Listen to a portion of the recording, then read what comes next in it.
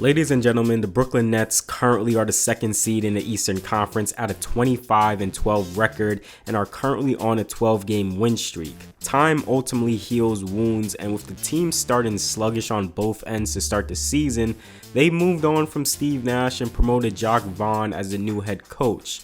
Their defense in this run has popped with the 9th best defensive rating in the league, a jump from last season where they had a defensive rating that ranked 19th in the league. With their personnel coming into this season, I expected them to be a much improved defense from last year, but seeing their defense to start off shaky to start the season and didn't seem like it was on the right page started to puzzle me. But ultimately, as more games got under their belt, more time to adjust, this team started to turn things around. The Brooklyn Nets utilize a switch everything style of defense on ball screens, prioritizing keeping a man in front, and this style of offense usually blows up a lot of teams' actions and looks for one-on-one isolation basketball either from the post or perimeter. They have the personnel to stay in front this season and force misses. This scheme isn't new for the Nets. This is the primary coverage in years past in the KD Kyrie era. And having a strong switch defense goes a long way in having an elite defense. The Milwaukee Bucks look to switch heavy mostly 1 through 4 and having Brook as that paint anchor. The Boston Celtics switches everything and they have strong defenders in their starting lineup to get consistent stops. The biggest difference from last season and this season with this Nets team, personnel and countermeasures within their scheme for unfavorable matchups.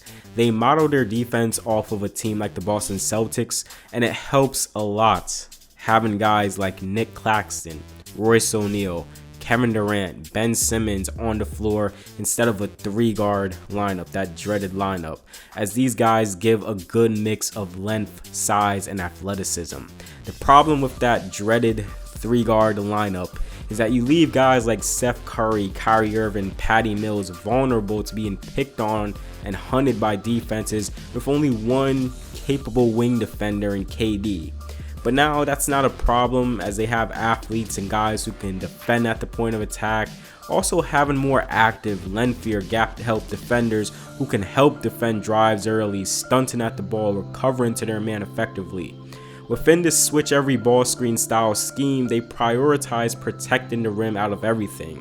According to Clean the Glass, 36% of teams' offense against the Nets comes at the rim.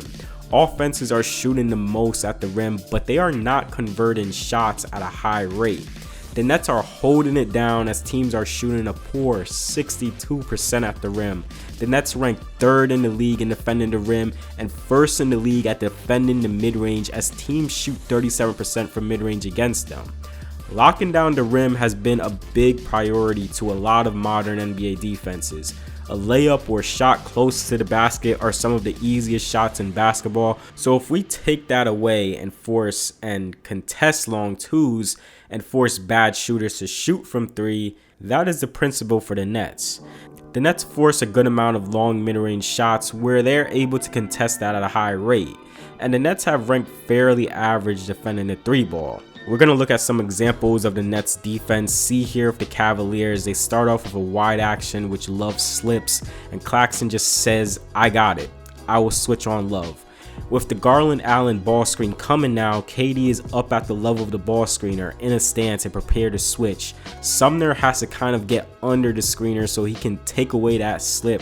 That isn't done here, which gives up a pathway to the rim for Allen. Now, if Sumner on Allen, the counter to this, because you give up a guard on a big, is to scram switch. As Allen rolls, Claxton stays in the paint, switches onto Allen, and Sumner will switch to Love, who goes to the wing. This takes away the initial action and mismatch. Durant plays excellent defense on Garland, and while this is happening, Sumner and Watanabe switch men, and on the corner handoff, they trap the ball, and with this being done, it's time to rotate. Watanabe slides over to cover Allen, Sumner sinks in to tag Love, Claxton recovers back to Love, and Sumner gives a strong contest on the closeout. The Nets like to show weak side help early at times and are quick to help off of poor shooters. Simmons showing that help early, and KD coming in to defend Looney, leaving Draymond, a 33% shooter, open. This scram switching is something the Nets have been doing more and communicating better this season. They won't do this if it's their wings switching. This is basically a counter for guys like Kyrie and Curry who are switched onto bigs. See here how off the Brooks screen Kyrie is matched up but communicates to KD, hey, take Lopez. And since you don't want Kyrie on Giannis, O'Neal sinks in and covers Giannis, and Kyrie switches on to Grayson Allen. And here you see early in the offense, they switch the ball screen, and this creates a mismatch of Curry on Pirtle. The Nets don't allow Curry to die here. They send over Simmons to provide a help, and they load up Claxton in between his man and Simmons' man. Pirtle, with heavy pressure, ends up coughing up the ball to Curry. See here how the Nets effectively switch, blowing up a play here by the Cavs, a pin down into a handoff for Mitchell. The Nets switch on the handoff. On the Garland back screen on KD, they switch and then scram switch, getting Kyrie off of Mobley down low. They switch again on the handoff and screen, and on the Garland drive, he does get an advantage on Simmons, but KD is there to deter the drive. O'Neal sinks in from the corner to tag Allen, covering for KD, and then they force Garland into a tough shot. Nick Claxton is one of the best shot blockers in the league this season, so check here off the Raptors ball screen. See how O'Neal goes under the screen and is able to take away the slip from Siakam off the switch. Usually when switches take place, the best way to beat it from an offensive standpoint is to immediately slip. Royce does a good job getting under and bodying Siakam on the switch. They ultimately end up posting up Siakam, but see how Claxton steps up in the paint ready to help early. Simmons does lose sight of his man as he only watches the ball, giving up the cut, but Claxton is able to clean that up, just staying active and ready early in the paint, ends up getting a monster block here. And Kevin Durant and Nick Claxton are the two biggest reasons as to why the Nets have a strong rim defense. Kevin Durant is having an amazing defensive season, becoming more of an effective weak side rim protector. Nick Claxton has seen a jump in his average of blocks per game, averaging a career high 2.5 blocks a game. Claxton is a luxury for this team, as his ability to switch onto guards and wings and defend at a high level at that 5 position, something I have raved about in years past, gives this team a unique and valuable defensive player. He's a versatile defender who has the agility and quickness to defend 1 through 5 along the perimeter. His athleticism, length, and defensive awareness also allows him to provide interior defense, swatting shots away. Due to Claxton's defensive instincts and smarts, he can clean up defensive mistakes from his teammates. Some young centers in the league may be prone to hunting for blocking a shot and leaving your feet too much. Claxton just knows that his length, just keeping his hands up, staying disciplined on his feet, will do most of the work on the perimeter.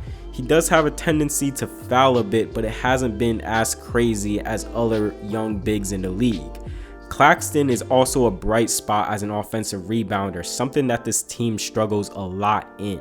Claxton and Durant has worked really well together as a defensive duo, giving consistent rim protection. The Nets do a good job putting them in situations where they can be near the rim to protect it.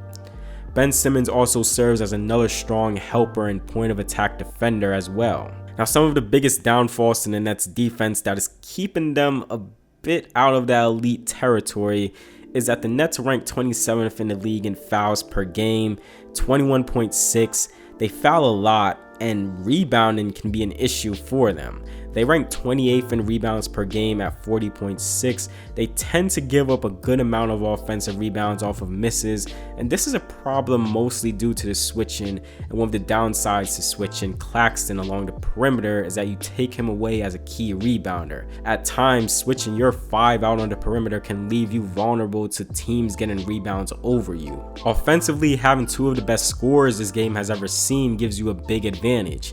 KD and Kyrie can score at a high level at all 3 levels. The Nets have an offensive rating that ranks 3rd in the league, and as a team, they are scoring efficiently at all 3 levels. According to Clean the Glass, they rank 2nd in the league in rim scoring at 70%, first in the league in mid-range scoring at 52.7%, and second in the league in three-point shooting at 39.5%. Having two of the best mid-range scorers, naturally the Nets would be a high-frequency team in mid-range shots. Also, guys like Seth Curry and TJ Warren contribute to the mid-range scoring. They have a guy like Watanabe who is shooting 52% from three, breaking out to be a key member for this roster. Royce O'Neal 43%, Harris 38%, Curry 40%, Thomas 38%, Mills 41%. Man, am I missing anyone? This team has shooters that can complement Kyrie and KD's production, and at times when they face traps, they can kick it out to guys and rely on them to hit down shots at a high rate. Ben Simmons also operates as that connector who can be an effective off the short roll, slow the offense down, and find open guys with pinpoint passes, and overall just moving the ball around. Nick Claxton is an effective ball screen partner whose screening and slipping ability has opened up some easy baskets, and it's leading to him shooting a crazy 82% at the rim this season. Having better shooters on the floor, guys who know their roles, and willing passers opens up more ball movement from the team as defenses scramble to close out when the Nets create an advantage. The personnel is flat out just better than last year. The Nets are capable of running and getting out early in transition, and they like to flow into some wide actions or drag screens. But even when the transition offense fails, it flows into the hands of Simmons, KD, or Kyrie, who are able to work and get the offense back on track in the half court. That'll wrap it up for this video. The Nets are rolling, and they look to be a championship contender yet again. With their offense generating good looks and shots being knocked down at a high clip and figuring out their defense, they are back to contending. If you enjoyed the video, please do give it a like and subscribe to the channel if you enjoy breakdowns like these. With all that being said, I'll see you all in the next video. Happy New Year's, guys.